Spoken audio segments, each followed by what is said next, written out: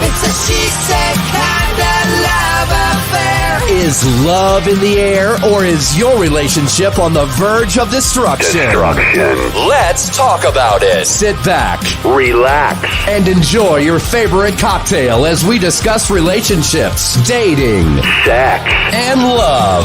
Love on the rocks, that is. Love on the rocks. Love on the rocks. Love on the rocks. Love on the rocks. Oh, yeah. What's up, everyone? Welcome to Love on the Rocks. Hey, what's up? It's Roger the Wild Child. I have Megan and Crystal here. Hi. How are y'all doing? Good. How are you? Not prepared to come on that quick. Normally, I get a couple minutes hanging out in the green room. Oh, yeah, that's true. But you know what? You're the only other relationship influencer that's actually here now. So you're good. Oh, in other words, you're not special just because you're the only one here today. You're right. Thanks. But God. we love you. Good But love. we love you. We still love you, Crystal. We do love you. So how's your guys' week been? Well, it's only Monday. Okay, the weekend, should I say. Oh, so Halloween-ish weekend. Full of baseball Yeah. and funerals and there was something else. I'm ready for tomorrow. Just a new day. I'm ready for it. I'm exhausted, in case y'all can't Are tell. you? Yeah. Grief is a bitch. Mm-hmm. That it is. How about y'all? How was y'all's weekend? It's been kind of pretty been chill for me this weekend to be exact. I'm just getting ready. I head to Vegas for work starting Nice. on Wednesday, so I'll be traveling between Texas and Vegas.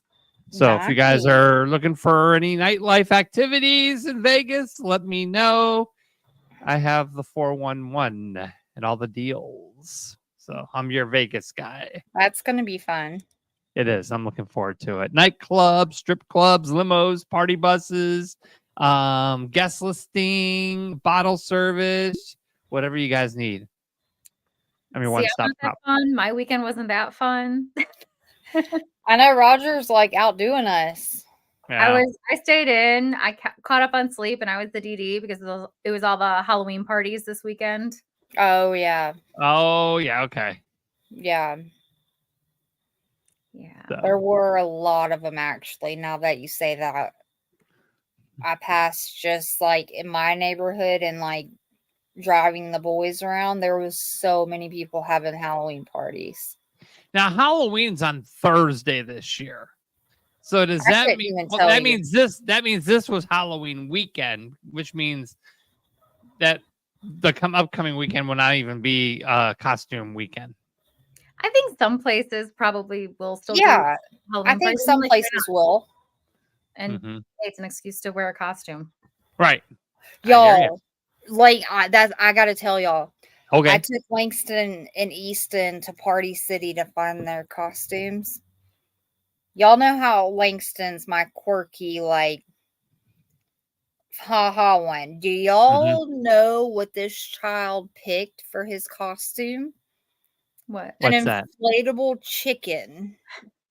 That's going to be great. I almost picked an inflatable squirrel last year when we were in we were It going would've to been California. awesome. That would have been amazing.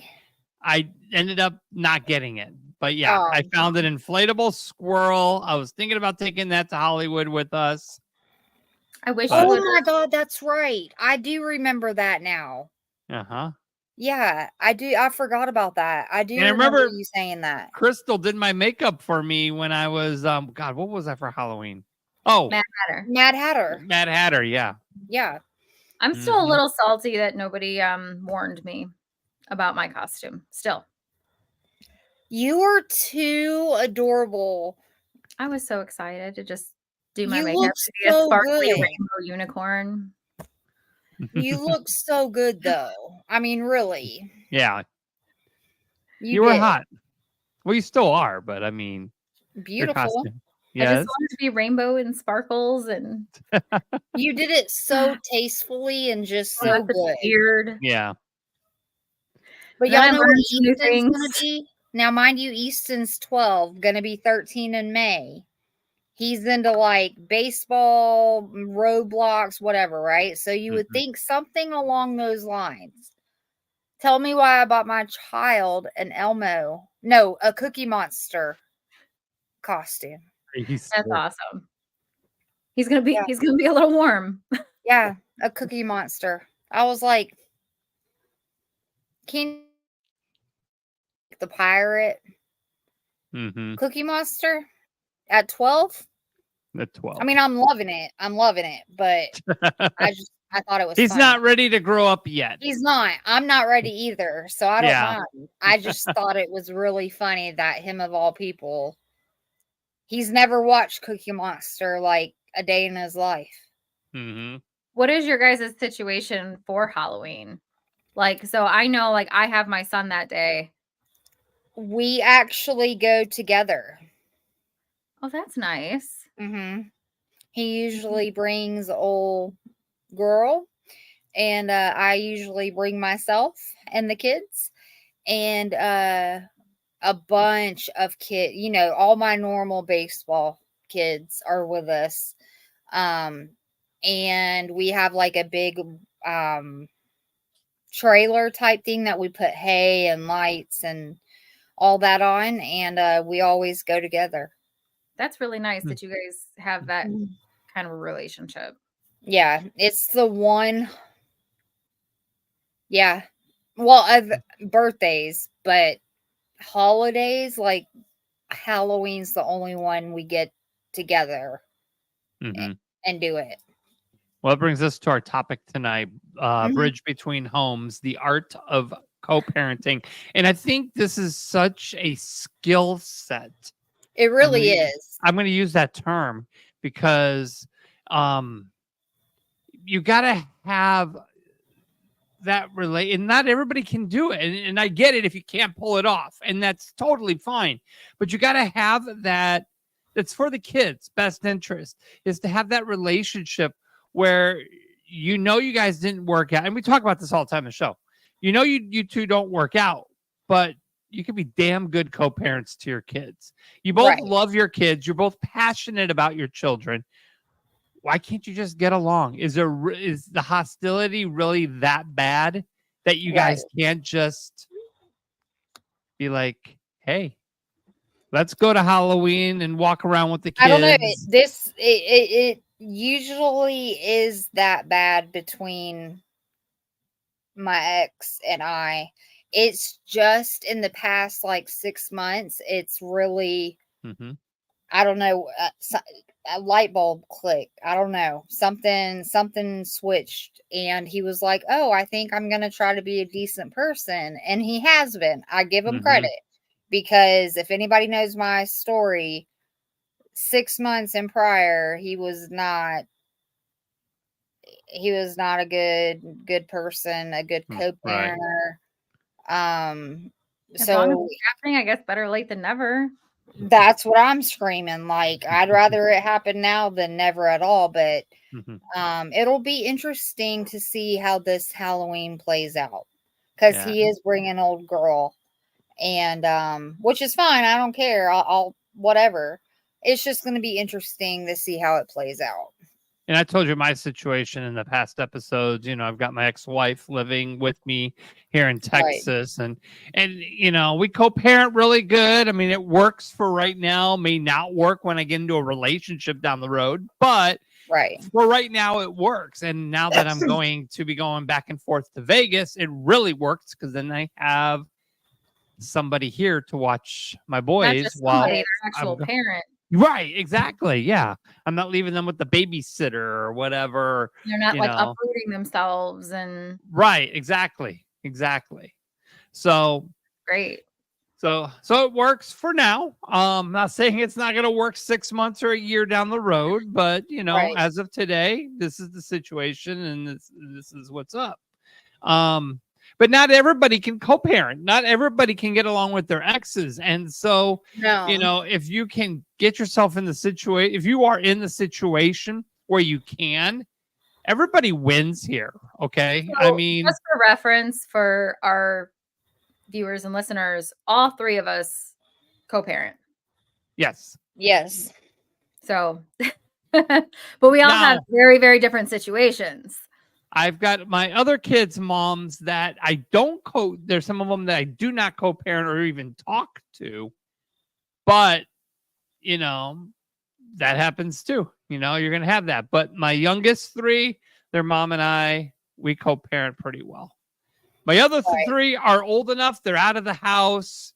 Right. And, I don't have to worry about their Parenting isn't mom. needed anymore. Yeah. So Right. be like, hey, they're 18. Guess what? We're So done. because they're grown up, y'all don't communicate anymore? Oh, their moms and I don't get along. Oh, okay. Okay. Yeah. Mm-hmm. So you had the rough co-parenting situation. Well, my son's mom, my oldest son, his mom abandoned him because she said that he looks too much like me. I'm like, all right, that's cool. I'll take him full time. You don't My want son him? is a carbon copy of his dad. Right. What did she expect? Yeah. Yeah, I don't know. I was just like, but that's who she is, though. I mean, she's got other kids that she pretty much has nothing to do with too, and she throws them off on their dads, and she just wants to party and live the life, I guess, and not want to be a parent. And that some people don't want to be a parent. Right.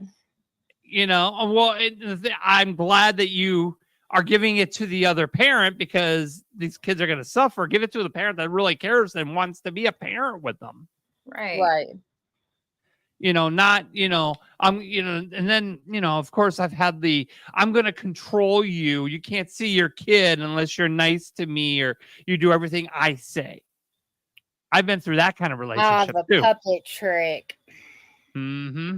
The I've been through that with a previous ex or two. Yeah. So it's like, and then I realized I talked to a lawyer and realized I had more rights than I thought I did. And that's when the game changed. And I was like, I don't know how many lawsuits I've had against baby mamas, but I mean, I was going to say, that's why I fought for my rights. Writing, cover your behind, yes, have agreements. But Roger, you had mentioned before that it's a very specific skill set. And I think part of what's frustrating about the whole thing is because good co-parenting or co-parenting in general, it's not just you that needs that skill set. You both need that skill set. So it's frustrating if you do have that skill set and you're legitimately trying, but if there's not a equal on the other side, I think it's a little frustrating. Right. No, I agree 100%. But yeah, so you have a very great situation. I do with this mom. I sound bad when I say that though too. It's like, oh yeah, how many baby mamas do you have? Okay, guys, I have 4 baby mamas, but it's all good. But they're all from relationships. They're not from random hookup at a bar or something. And guess what? I got a bonus kid now. You got 4 baby mamas? Yes, you knew How many that. of them do you get along with?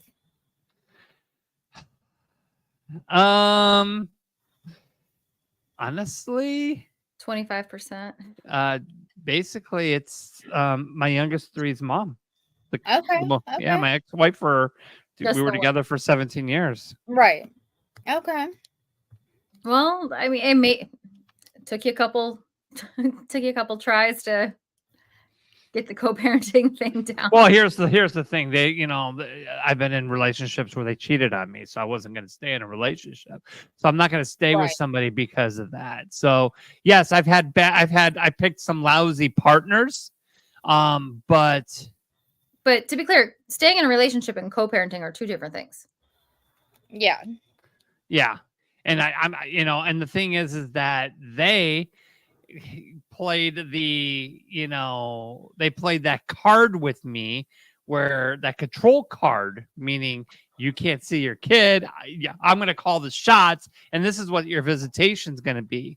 And then I got wised up, and decided to get a lawyer and realized what my rights as a father is all about. And that's going to be another episode we should talk about, is the legal part. The legal part. Yeah. I mean, father's rights and stuff like that, and, coming out of a relationship.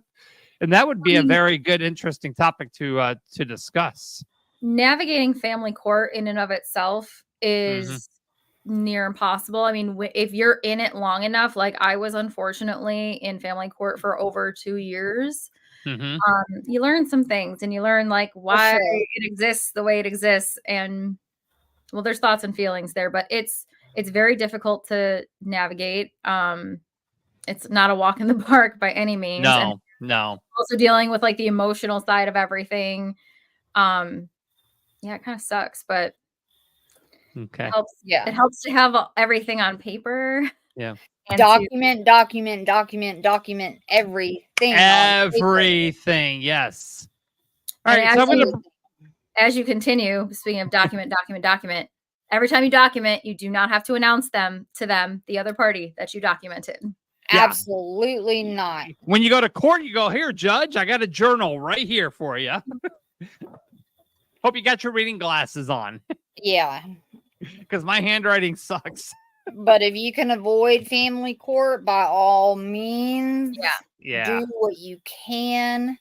And that's why we co-parent, because then you don't have to deal with the headache, the bullshit, and everything else, because it's not worth it, really. If you guys can get along.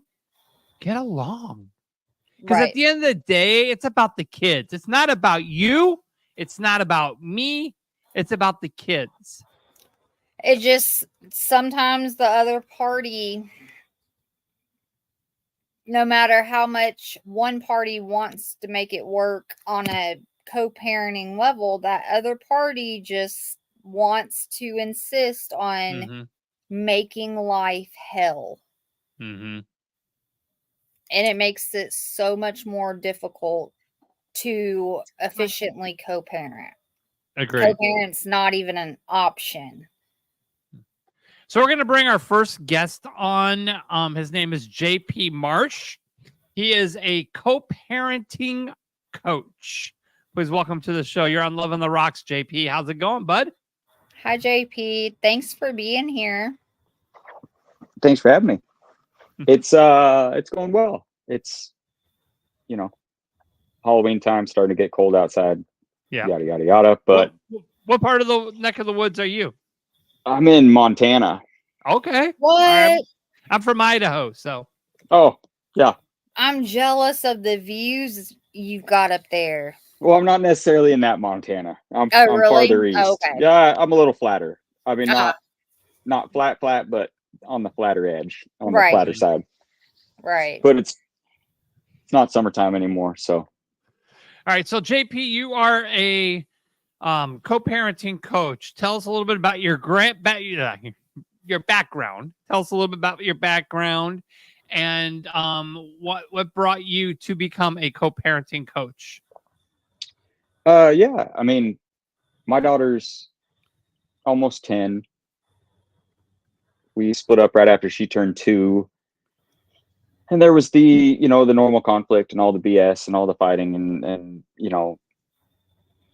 for a good year and a half, 2 years. And then as I started, adding tools to my toolbox and changing my perception and the way that I talked and the way that I would handle situations and figure out my own triggers, the more that I became the person that I wanted to deal with, the more that her mom became the person I wanted to deal with. And then it just kept, snowballing off of that. And so for the last 7+ years, it's been pretty much smooth sailing. You know what I mean? But was it rough in the beginning?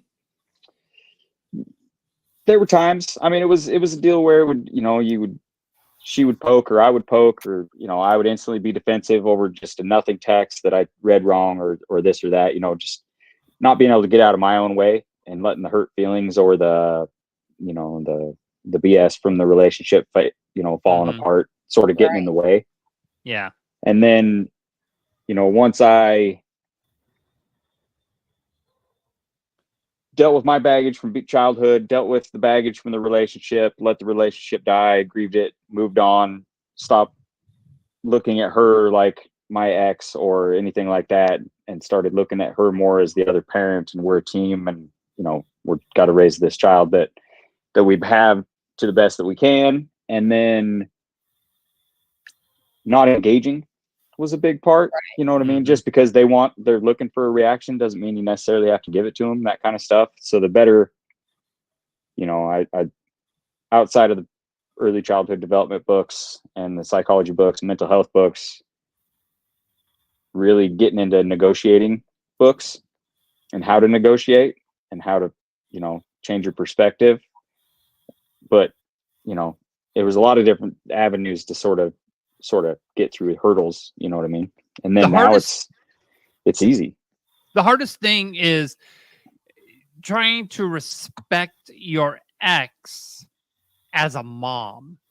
Right. And so a lot of people, you know, don't have that or can't do that because they hold anger and hostility. There could have been like some infidelity in a relationship, or the person went down to like a drug path, or they just went separate ways. They're just emotionally not connected.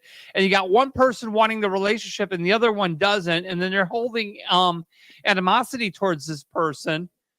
Right. It's harder to look at that person and respect them as their kid's mom sometimes. And I get it. It's hard and you can't always pull that off. But, you know, it's like, don't look at them as your ex. Look at them as, you know, Johnny's mom. Right. You know, that's your partner still. Right. You're not my partner in life, but your partner in raising children together. You've accepted that job. You accepted that mission. Right. Okay. Oh yeah. Once you've accepted that mission, you guys are married. I mean, you probably were, but you're tethered for life. Yes. You have that responsibility for that child, and they love their mom or dad, and they also love you at the same time. So you have to understand and try to understand that you have to somehow maintain a positive relationship with your child's mom. And it's easier said than done. I think get it sounds all good and nice and easy on paper. But when you've got an ex-partner that, like, say abuse plays a role in separation, like, it's going to be rough in the beginning because there's so many feelings and just animosity and fear and anxiety, all the things that you can't help but hold against that person and not want your child not to succumb them to that behavior. Right. At least that was my case. It makes it really hard, and it's not a walk in the park. It's the hardest thing in the world to be able to say, okay, I have to put my personal feelings about this man aside and remember that he is my kid's father. Right. But is he 9 times out of 10, he's not doing that same thought. So I know that my kids are being around that behavior. I know it's not anything positive coming out of his mouth. Whereas, me being in my mindset of, okay, that's their dad. They respect him. They love him. They weren't the ones beat up or, they were abused. Of course, it's a form of abuse for them, but not like me. And I'm not going to be the one to ruin their feelings or the way that they see their dad, no matter how I see him. And I think a lot of people just, I don't know where the fuck I was going with this, but I was going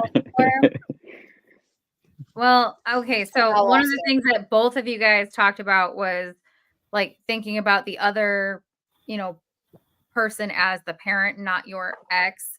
Mhm. Right. I think that that's Yeah. really important when you are talking about them in general, because I know a lot of people, and when I say a lot of people, I know some specific people who will talk about their ex right in front of their kid, thinking like, oh, the kid's not going to say anything. Like, Right. but what people don't realize is like, okay, that kid may not say anything to the other parent. That's not what you need to worry about. What But it's you are telling dramatizing that them. kid is that half of them is bad, Mhm. because you're also And they're talking taking every punch that you're throwing their entire life.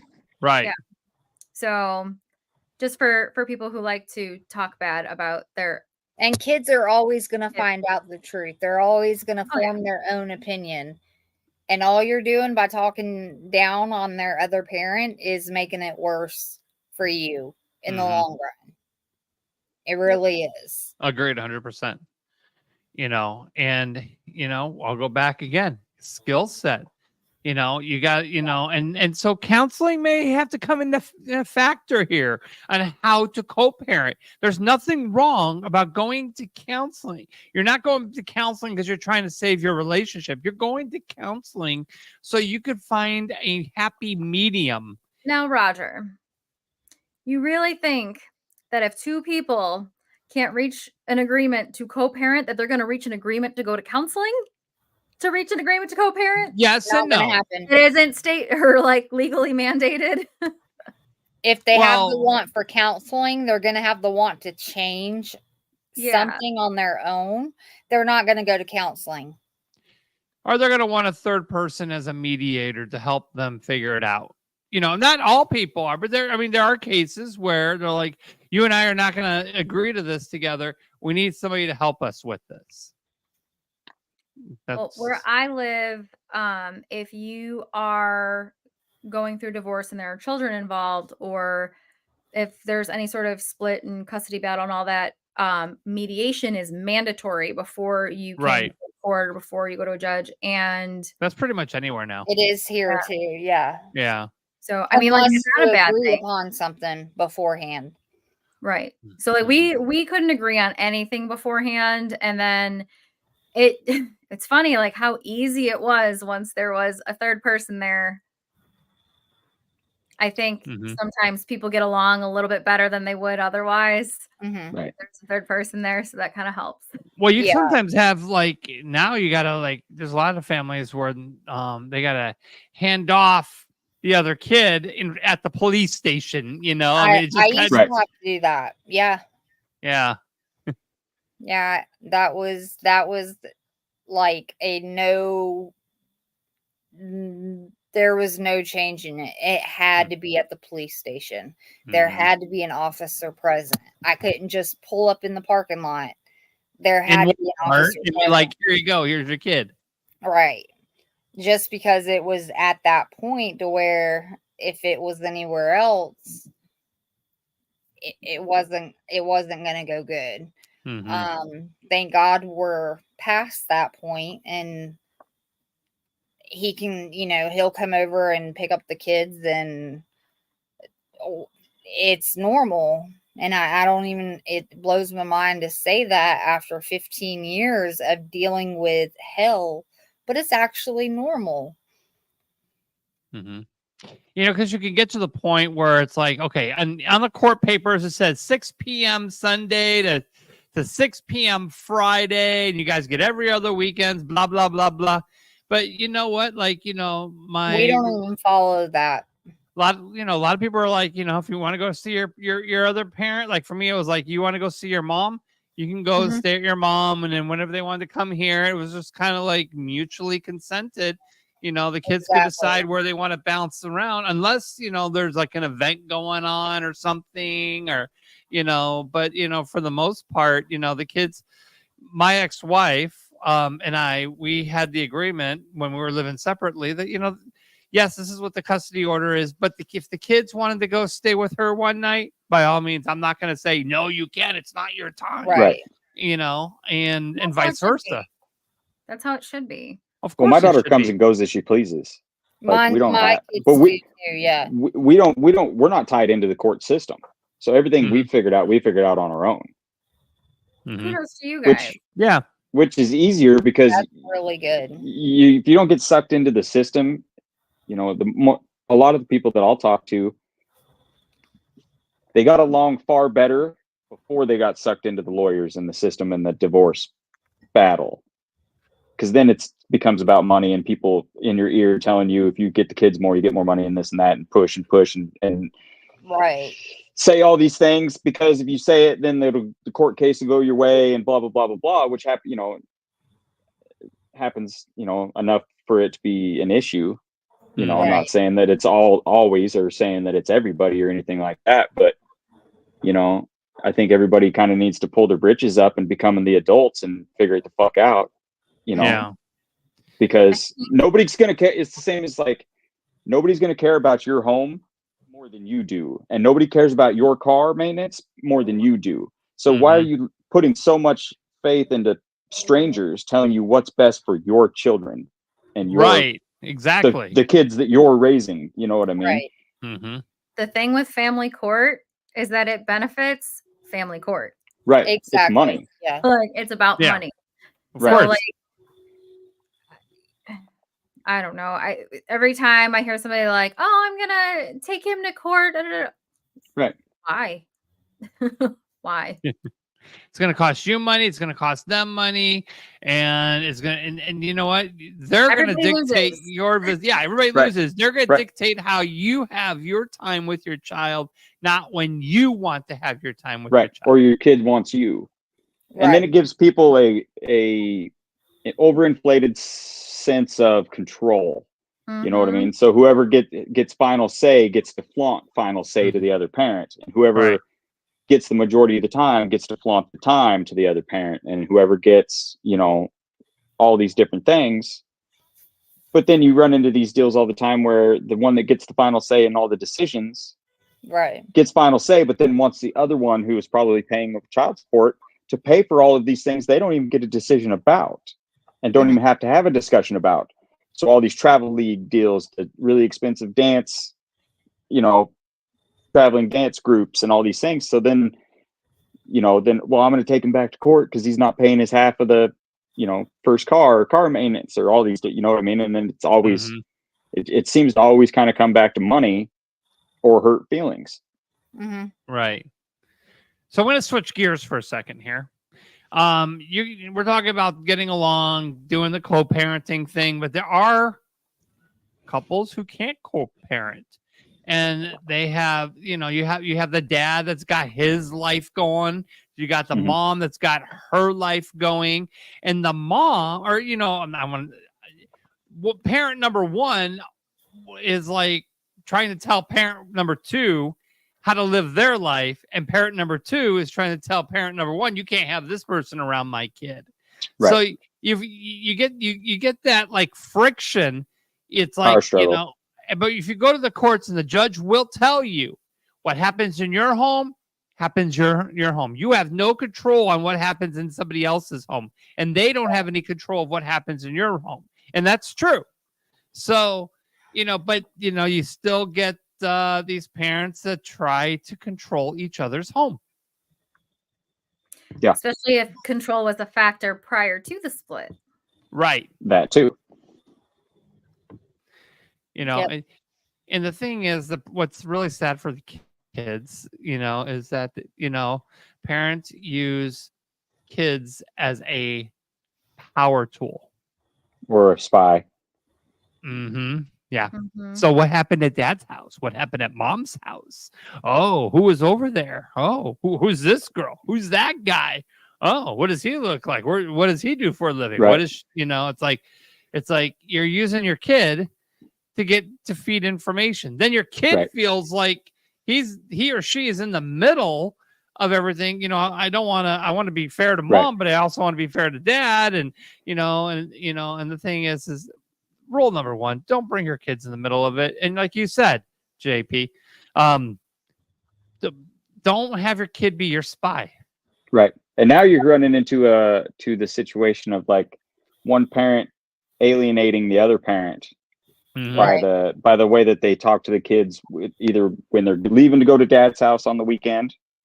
You know, I'm gonna miss you so much. I miss you so much when you're leaving. And it breaks my heart. Da da da da da. And then when they come back, then it's a lot of this language of like, oh my God, I'm so glad you're back safe and everything, and you didn't get hurt and this and that.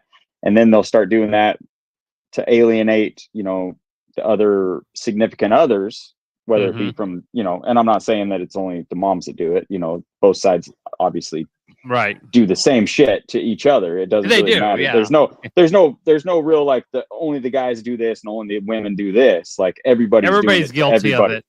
Yeah. Right. And so then you get this, you know, oh, I don't want my kid left with her step parent alone. Right. You know what I mean? Or this or that. Yeah. It's like, or like they'll go pick him up and it's like, oh my God, you know, does he make you feel unsafe? You know, and then you start like brainwashing the kids to fear, or, you know, you start isolating the other parents or even the bonus parents, you know what I mean? Which is really just a reflection of the people doing it, because absolutely, you know, it's their insecurities of their competition. Like, oh my God, if dad's able to take them to Disneyland, but I can only take them to the water park on the other side of the state. You know, way to one up me, dad. Like what? Like yeah, every time, exactly. You know what I mean? And then it becomes the competition, right? Like, well, you know, if I didn't have to have you guys here all the time and work so much or whatever, you know, like if I could work more and you guys, your dad took you more, then I'd be able to take you on expensive vacations like he could. And it's like, well, give the dad the option to take the kids more and go work more. You know, you've got the parent and then you got the Disneyland parent, you know. It's like it happens like that. You know, you the one parent that, you know, the kid's staying with this parent during the school year and going, and then the kids going on the weekend or the summers over in Florida, and then they're always going to Disney World, water parks, and do all this stuff. And then they come home, and then it's school year, and the parent that's raising them during the school year is like hard on them, trying to get them to, you know, get their grades up and all like that. And the kid just like, oh, it's no fun, you know, living with parent number one. I'd rather hang out with parent number two because I could do a lot more fun stuff, you know. And then you've got parent 1 and 2 battling each other, and you know, it just becomes a big fiasco at that point. Right. Oh, I gotta chime in real quick. Before we get too far away from it, JP, you touched briefly on bonus parents, and I gotta say, and like how, like talking about the bonus parent, I grew up hearing horror stories about my mom's stepmom. Right. So that was like my biggest fear as a parent is, okay, what if we don't work out and my kid ends up having a stepmom? Like, because I had this fear basically like instilled in me from the time I like my mom was starting to tell me these stories about her stepmother. And she really did have a rough situation with her stepmom. Her stepmom was abusive to her. So, you know, rightfully so, she was scared of. Right. She had trauma. Right. So, but I grew up with that because hearing stories. So it was like one of my worst fears. Well, I will say, I am beyond blessed because my son has an amazing stepmother. Right. So lucky. And it's just amazing how it worked out. Like my worst fear, like, and I couldn't have gotten a better situation out of the whole entire thing. But how you talk about the bonus parent does matter. Look at, like, it was one of my worst fears and I had nothing to fear. Right. My daughter's in a blended family with her mom. And so like, there's a stepdad and a stepbrother, you know what I mean? And he didn't, you know, we've never had any kind of issues or, you know, I mean, but you know, we do the lake trips all together in the summertime, sit by each other at the school functions, do the holidays here and there together and all these different things. Like, it's not weird because nobody makes it weird. Right. And like me and him have never had tiffs because I'm not going to dislike him. He didn't end my relationship with my daughter's mother. You know what I mean? Yeah. He came after, like, I, you know what I mean? But we live in a small rural area, like 6 blocks apart. And so, you know, it's not a deal where he's too over, you know, he doesn't overstep. I don't overstep. Everybody kind of knows their boundaries. Everybody's communicated their boundaries. It's pretty easy to communicate boundaries and tell people you can't expect anybody to mind read and know what your boundaries are. And So are you saying you know, communication is key? right. And so like I get the texts and the calls like from my daughter's mother that says, you know, I got an email from her teacher today, da da da da da da da da. You need to have a talk to your daughter. And so it's like, all right, well, I'll come pick her up for dinner, and I'll take her out. We'll go get dinner, and we'll sort through her chatting up the class or whatever whatever the case may be. And so it, being able to talk and communicate and have everything out there on the table makes it easy, because nobody's feeling like, oh, it's not my place. It's not my place. It's not my place. I'm not going to say anything, And the reason that my daughter can go back and forth is because she's grounded there. She's grounded here. She can't have TV there. No TV here. We cook about the same kind of meals. Bedtime's about the same time. I mean, you know what I mean? Like, there's no like bend over backwards fun parent that lets her get away with murder while the other one has structure and rules. And the best thing, you brought that point up. When you want to copycat each other's home, right? So, right. And so get on the same page with the other parent and be like, okay, bedtime's at 10 o'clock. We get up, we do this routine, blah, blah, blah. And then they should be able to copy, that same, that routine with a general structure. You know what I mean? Right, like going back to the earlier when they, we're talking about not having control in somebody else's house and that kind of stuff. You know what I mean? Like, but agreeing on important points to where the houses are going to be somewhat structured in a similar manner, to where you're not getting pitted against each other, played against each other. You know what I mean? Right. Like, she gets a certain amount of tablet TV time a day at both houses. Like, nobody's letting her sit on her tablet at mom's house for 12 hours a day, while I'm only letting her do it for like an hour. You know what I mean? Like, obviously she's going to want to stay at mom's house. You know what I mean? Consistent schedule is just better for the kid anyway. Right. Yeah. No matter where they're at, it's not about like, oh, it's equal both places. It's what's best for the kid. That predictability. Right. So we're going to bring our next guest on. He was actually a previous guest on our show. He's got a dog that grunts, so you might hear that in the background. So let's bring Greg on the show. Greg, welcome back to Love on the Rocks. Thanks for having me. Glad to be here. Yeah. So you're on because you are in a co-parenting situation. Is that correct? I am. And you guys hit on a lot of key things in the last 40 minutes or so that definitely have been things we've dealt with from both sides, right? Like, she's dealt with me and I've dealt with her. So give us a background of what's going on with your baby mama and you. Yeah. So we were never married. We have 2 kids. We took a break for a few years in between the kids, which one of the things I did want to point out about not doing the court system, unfortunately in Georgia, if you are never married, as a father, you will never have any rights unless you go through the court system. So a couple things happen there. If the mother dies, the father has to fight the state to get the kids. Oh, wow. You have to go through, there's this whole, it's a nightmare.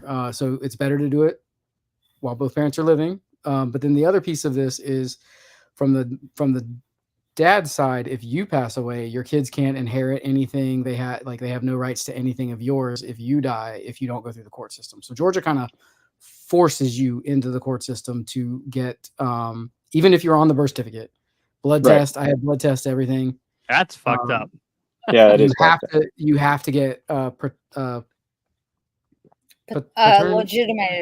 You got to get legitimated, and then you've got to actually have the court sign off on the hospital and the blood work. Arizona was the same way. I went through that, but I don't know if they still do that now. But I know that I dealt with that, went to the courts, and they did the blood test, and they confirmed it was my kid. And and so I've been there. It's stupid, Once again, that's crazy to me. Like, even if you're on the birth certificate. I was on the birth certificate. We had the blood work like when the baby was in utero, because like I don't know if you guys have ever heard of Tay-Sachs, but it's a genetic disease that both parents have to carry. And she was a carrier. So we had to test me to find out, because it's fatal, right, for the baby. So we had to test me at birth, like before they were born. And so I'm not a carrier, but like they had to do DNA for all of that. So there was no doubting my paternity. It was just the state wouldn't recognize it, and that is law. Until you've paid a couple fees. Yeah. Yeah. Yep. So I just wanted to point that out. So like, you know, I agree. We, you know, for the longest time we did not. For I think it was like 7 years with my son. Right. We didn't have the court system involved. But when my daughter was born and like went through some issues, we had to get that taken care of. Mm-hmm. Which I mean, any way that the courts and the, you know, the states will make you get involved, they're going to push you to get involved because they're not going to, you know, no business is going to miss out on money that they should be generating. You know what I mean? Mm-hmm. Yep. Right. Yeah. Government's got to make their cut. Absolutely. Right. They always do. Yeah, they do. But yeah, we've had the power struggles. We've had the co-parenting issues, the partner issues, the, you know, like living with partners that, you know, you met a week ago. Like, I mean, there's all types of stuff. So, lots I'm in love. You just met him a week ago, but I'm in love. He's not even exaggerating. Guys, we talked about the 6-month rule. The 6-month rule. Yeah, exactly, right. So, and you know, obviously, I'm not a peach either, right? Like, I have my issues that she's had to deal with my shit. So, I'm not even gonna pretend that there's not, right? But what would you say is your worst trait or had been that you had to work on? That's a good question. Oh, that's a good question, Greg.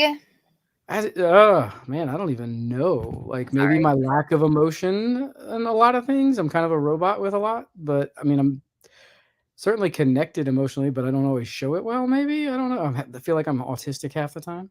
That's not true. Well, okay, then you tell them what is my worst. Like you tell them. What is your take? It's not been like this in years, but it used to be his biggest red flag. Women. That's fair. It's been a long time. Women. Yeah. It could never be just one. I grew up. It was never more than one at a time. We got a Monday night, a Tuesday. Wait, what? Monday night, Tuesday night, then you got one for Wednesday. It was never like that. But was that an issue in your co-parenting? No, not for me. I really haven't dated much since my daughter was born. Really, 5 years ago. I haven't dated. I've dated a couple girls, and like only one was more than a month or two. Mm-hmm.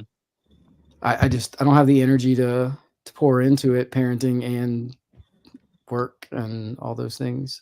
I'm getting there now, but like I haven't been in that space. Needed to focus on me. I also like am sober 2 years. Hell, I don't even. Yeah, 2 years. Right on. 3. That's good. 3 years. 3 years sober. I don't know. It's been so long, I don't remember. But so that was a big part of it too. Like I needed to get that straightened out. So did that. Mm-hmm. That was also part of the parenting dynamic too, right? So yeah. He's come a really, really, really long way. But you guys hit on a couple of things that I did want to touch on, though. Like obviously, communication was a huge one. But I wanted to talk about like there's other things that are very important. Like if you have a partner that's manipulative, that is in that power struggle, and plays the game, how do you detach yourself from it and still maintain that close relationship with the kids if there's that struggle and they're maintaining the power over you. That was a big one, and I you can't be cold about it, but there's also the difference in parenting styles and beliefs, right? Like some people don't believe the dad is a 50-50 partner, and no matter what, you probably should know that before you have kids, but not all of us are that smart when we're in our 20s drunk and horny, right? Right. Yeah. So those are big factors too, is like how the parents believe the things should be raised. And to your point, you mentioned, I think, Roger, that you have to let go of control of the other person's house, but at the same time, you've got to try to negotiate those things. But sometimes people just don't want to do things because that's what you want them to do, right? Like there's that whole like, I'm just going to do it despite you. Some defiance. So sorry. sorry. Let me ask you this: what about you got mom and dad? They have a baby. Dad or mom decide they're not ready to be a parent. They disappear for like 2 years, and then they're back in the picture, and they're like, "Okay, I'm ready to be a parent now." I think that would be the hardest thing I would ever have to deal with as a parent. However, as difficult as it would be, like the child, needs that other partner and that they deserve that. And like you want to protect them from what that might be, but it's not necessarily your place, even though it is your place to protect them. Like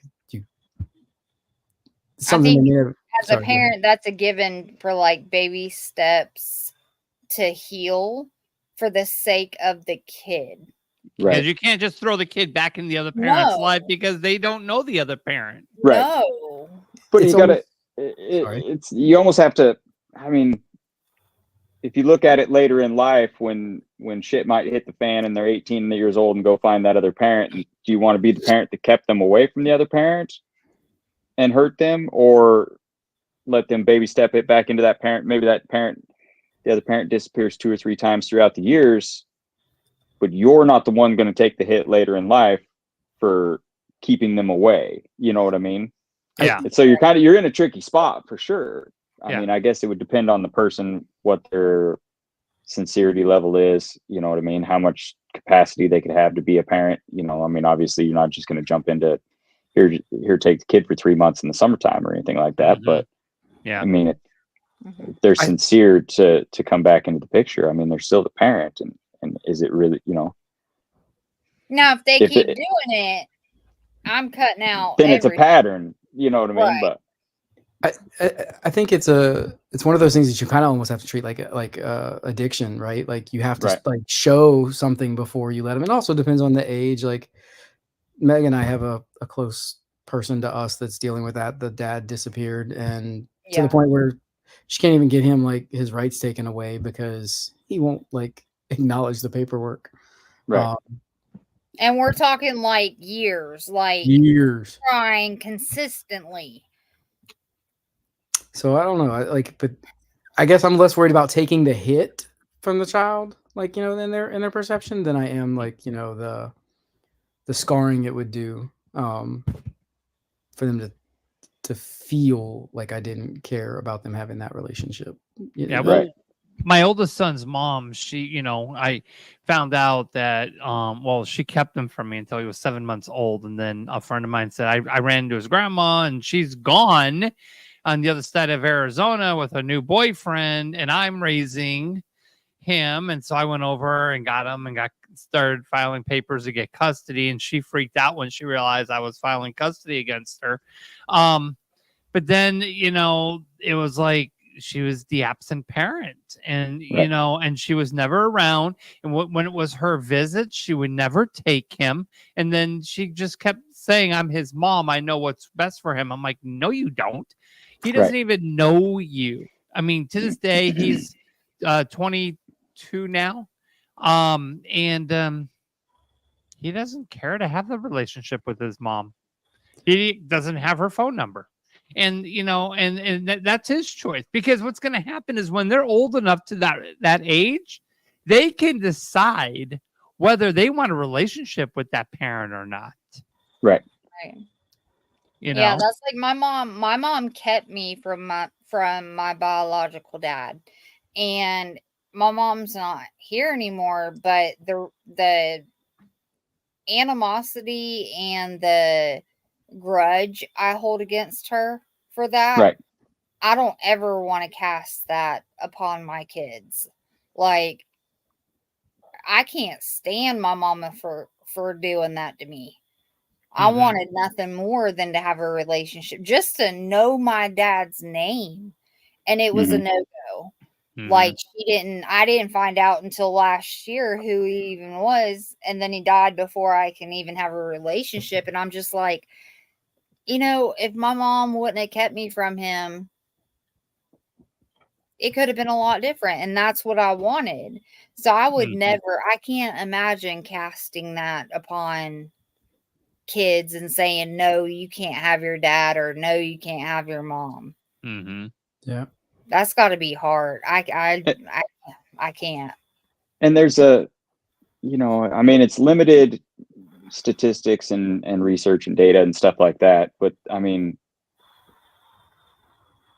the effects of growing up without your dad is a lot more detrimental than the effects of growing up, by your dad, Mm-hmm. as far as school dropouts, prison systems, crime, drugs. I never went that far, but I got daddy. But I mean, all of us have probably knew women, chicks in high school and in our 20s, and you're like, fuck, she's got daddy issues. You know what I mean? And it's one of those things. And so, for me, for me, like, I have a daughter and I'm very involved and I figured my shit out so that, like, my daughter didn't become one of those statistics because she's more important than I am, because I chose to have her. She didn't choose to be born. And so, like, I had to, and not engaging in certain things because, if you're dealing with somebody who wants to push buttons and poke at you, and obviously you were together, so they know your triggers and all these different things, or wants to enforce their will, there's nothing that says you have to, like, engage with those. And the less that you give them the reaction they're looking for, the less they're going to look for it, because they're not getting it. Right. And then it goes away. I mean, I'm not saying it's quick, but it does go away, or at least lessens, you know what I mean? Right. And if you don't give up on it, they're going to feed into it. It's going to haunt you. Right. So real quick, when you're talking about statistics, it's my jam. So the thing about the study that you quoted about kids faring better in life growing up with a dad, which as is opposed limited. to mom. So the problem with that study was that there are so many variables and they don't tell you that, and that it was a lot more than just who they grew up with, and it had more to do with socioeconomic stability. And in a country where women earn 75 cents to the dollar that a man does, statistically, the thing that you can rely on is that the child will fare better with the father because there's more fundage. Right. So that's a great point, and I would add that, I think it's less about the title mom and dad, and it's more about necessarily kind of what the skill set is, right? Because both parents typically have different skill sets, and it's not always tied to gender. Maybe traditionally, The other factor that also comes into play is that men tend to get into relationships quicker after big breakups, like a serious relationship quicker. So then that goes from single parent to single parent, double parent, and the double parent is always going to win. I have a study on this one actually, though. So I do stats a lot too, and there was something that, like, kids that have like a second, like, what is it? They have more behavioral problems when parents remarry or cohabitate with a new partner.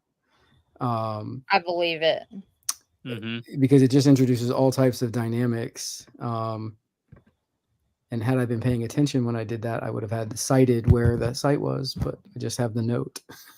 Again, I'm super lucky in that department. Like, my child's stepmom, kudos to her. I am very grateful to her. But I do know what you're talking about. Yeah, I think it's like, it could be the mom or the dad that has the different, the other skill set, but, like, like, to his point, like, you need both, and nobody's going to have all of those things, right? Like, I get leaned on a lot for the discipline. Like, your child is doing this, your child's doing that, and I'm like, I'm not going to just discipline them every time I see them. Like, especially, I get them more than most, but, like, if I only had them every other weekend, that wouldn't be like, oh, well, they've acted up for the last 2 weeks, they're going to come over here and sit and not play their PlayStation. That's not fair. Yeah, right. Exactly. Then you become the discipline. Then you're the disciplined dad. I mean, and how, and the thing is that there's got to be communication between you and the other parent. You know, and you have to make sure that you guys are both like on the same page. You know, not necessarily cookie cutter houses, but you know, the thing is that you're not. Does parent number 2 continue with the discipline of parent number 1, or do they get a break from their discipline from parent number 1 and then go back to their discipline when they go home? Wait, what? Right. I agree. I think as much as you can, you do that, but like sometimes it just doesn't make sense, especially if you're long times in between your visits with the kids. Right. You got a I was week. You got struggling to keep up with that, so I don't know how a kid would. Like, wait, discipline happens here, and then you take a break, and then it. What? That's too confusing. Okay, so like, so you got one kid having discipline with mom. She takes care of him during the week, and then weekend dad comes in. Does weekend dad continue with the discipline? No. Right. Is there still no phone? Still no tablet? Still no friend's house? It is for me. It is for us. Yeah, we do really good. Like if one of the boys is in trouble with me, he holds strong to whatever, my discipline is, and I do the same.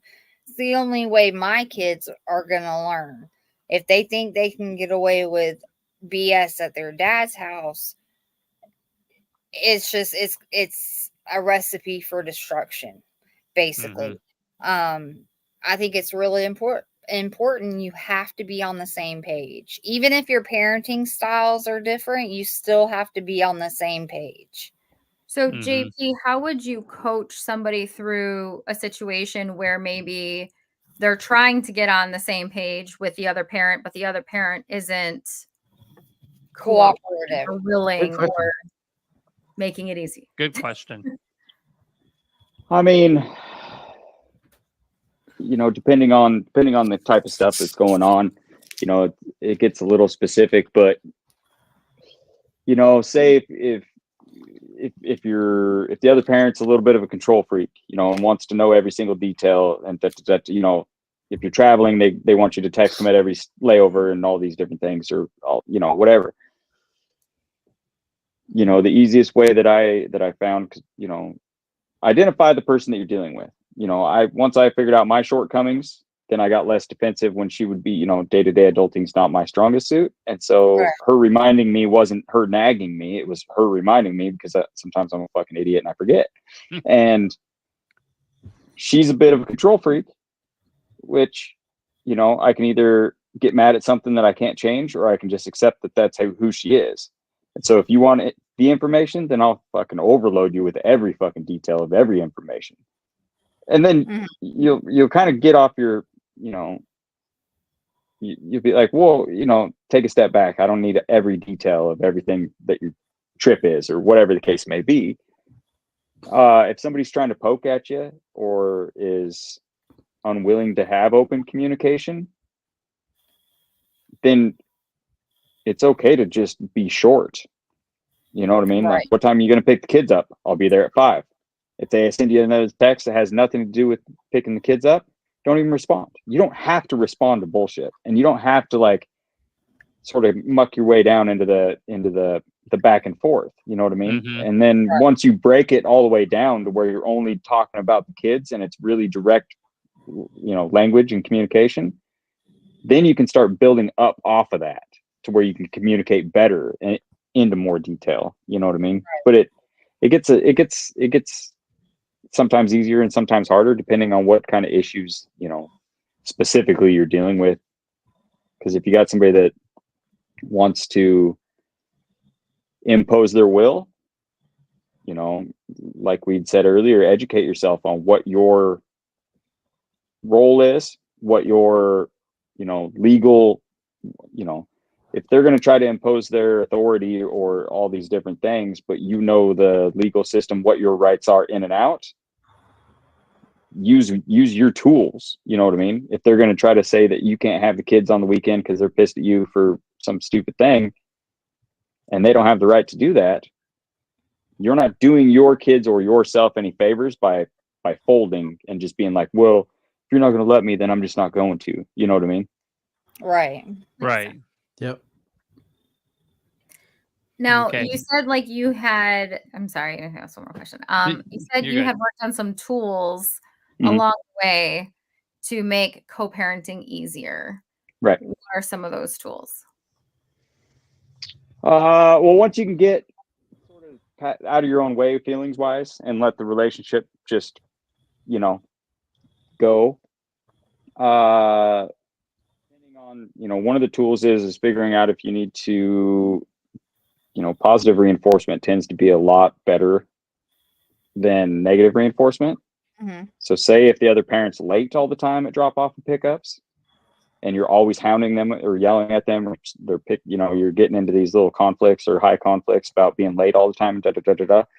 Well, if it's not getting you anywhere, then one time that they do show up on time, tell them how grateful you are that they acknowledge that your time's important to you and that you're happy that they were early and that they respected your time.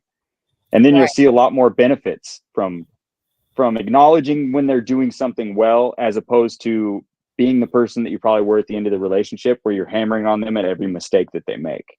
You know what I mean? You'll get a lot more Then they're in the benefit out of defense that. mode, and they got that wall up at that point. Right. Then they're not Because gonna you're do it. already picking. Yeah. So little things like that, getting out of your own way, doing that, being able to communicate. And, one of the things that I did that helped me a lot is I used to journal, but when we were going back and forth more, because it's easy to misread a text message or an email, or, take something that they say out of context, or, if you're, whatever, in a certain mental space or anger or whatever. I would keep it, if I was going to say something back and I knew that I wasn't calm and trying to communicate very well, I'd write it down and then come back to it later and then figure out if I wanted to send that text message. And then it became really easy to figure out if I was responding or reacting. So that pause. Right. If it wasn't something that needed an answer or my attention directly, like instantly, but I knew that I wasn't in a calm, collaborative sort of headspace, Mm-hmm. gave me that break, and I could look at it, later on that day or even the next morning and be like, yeah, I don't want to send that, because then it's just going to be a fight. Like, I'm reacting to something. I'm not responding to whatever. Right. Great advice. I like that one. Mm-hmm. So JP Marsh, he's our guest tonight. He is a co-parenting coach. Greg is with us as well, who has gone through and currently going through a co-parenting situation. Now, if you guys can give some, one advice to anybody out there watching or listening about co-parenting, what would you do differently than what you already did to make your co-parenting experience more successful? Put my personal feelings aside and shut my fucking mouth. That ain't happening. Have you met you? Yeah, I know. right? Let me I know tell it's you nice about you thought, that you don't know. but that's what I wish I would have done. It'll never happen, but that's what I wish it would have happened. Yeah. So I have a couple last thoughts on this. First of all, if you're a parent who is, co-parenting, like no longer with your child's mother, father, and you're in the dating world, that good relationship is a huge green flag. A bad relationship or if all your exes are crazy, or if you're like talking bad about your child's other parent, like that's a huge red flag. I thoroughly believe communication is key. However, it does take two. So it could be a little frustrating if there's only one person, contributing to that factor. But yeah, that's kind of my final thoughts on the JP. There's something to be said about civility.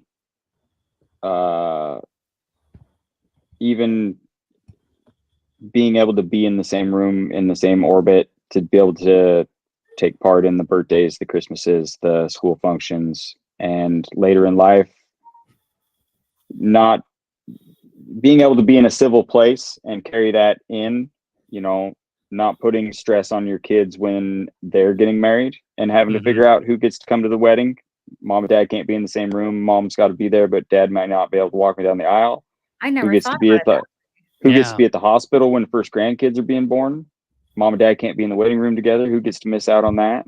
Who gets to miss out on all the birthday parties, the Thanksgivings, the Christmases? I mean, you got to do something, or somebody's going to miss out, or you're ruining your kids' happy moments throughout their life because they're worried about what your stupid bullshit you can't get over and at least be civil. You know what I mean? Right. So you may never be in a good relationship and you may never be friends, but that doesn't mean that you can't work towards just being civil and being able to be in the same room, same hospital, same wedding party, same, It really doesn't stop when the kid turns 18. Right. Everybody thinks it does, but you know, it's a weird misconception, but you're tethered to that person the rest of your life, no matter what. And even if, God forbid, something happened, you're still tethered to that person in grief. Right. So the moral of the story here is you better think first before you stick it in. Right. Yeah. Well, that's one way to put it, Raj. Right. Like, are you okay with this woman being a baby mama? Are you ready? Is this girl crazy now? Wait till you have a kid with her. Like, where is she at on the hot girl matrix? Right. Oh, Greg, your turn. Yeah, I think JP hit the nail on the head a little bit earlier when he said, you know, get out of your own way. Like, I am continually working at that. I'm not always great at it. You know, some days are better than others, but just getting out of my way more, I think would be the big one. You know, and coming the other way, I just wish, you know, communicate what the ask is. Like, I get a lot of the complaint texts, and it's, you know, okay, what do you want me to do with this? There's nothing I can do. Choose your battle.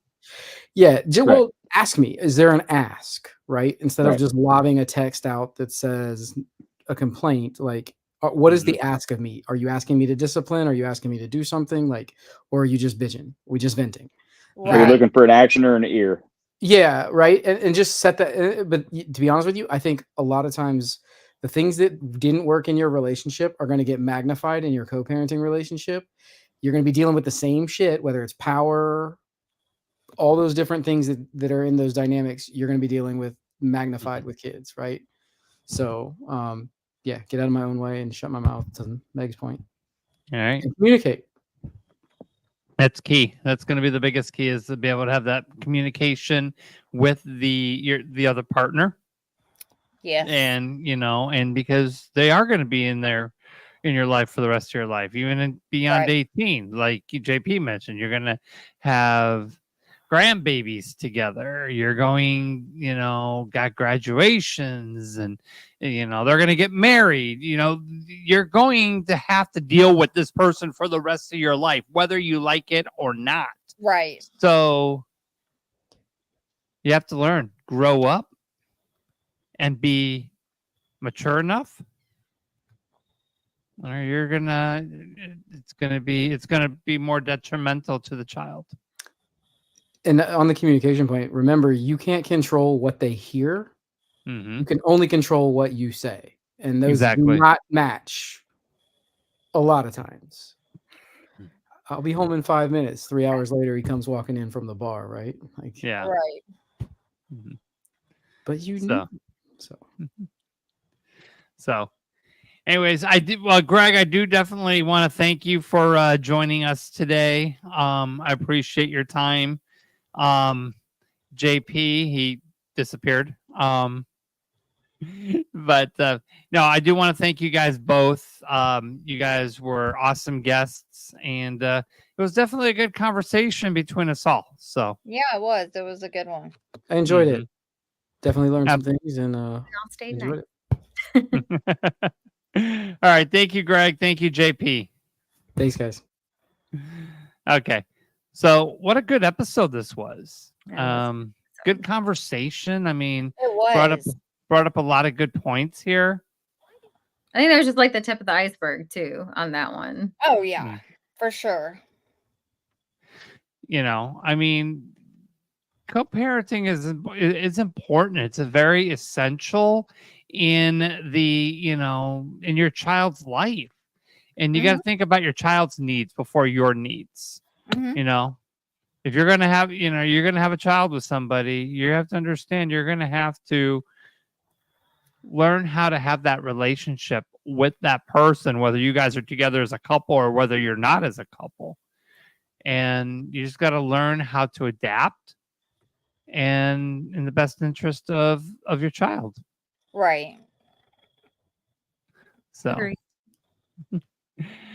all right, guys, we will be back here in what is it, 2 weeks? 2 weeks. 2 weeks. 3 weeks. Okay. Yeah. 2, 3. I'm looking at my calendar right now. We'll be back next episode on November the 11th. Yeah, I'll be back from Vegas. Okay, so then. yeah, 2 weeks. Yep. 2 weeks, brand new episode, brand new topic, and hopefully Lydia's back. Yeah. So yeah, Lydia, we need you to hurry up and come back. I need to give you guys that bit of information. Yes. Yeah. Yes. So tune in on the next one to find out what that is. Alrighty, so I do want to thank JP and Greg for joining us, ladies. Megan, Crystal, as always. I can't do it without the both of you. So we couldn't do it without you. I know, because I run the mothership here. Yeah. So I'm the one that runs all the buttons and everything. So, but yep, great show tonight. We'll see you guys all in 2 weeks. And other than that, happy Halloween, guys. Happy Halloween. Bye, guys.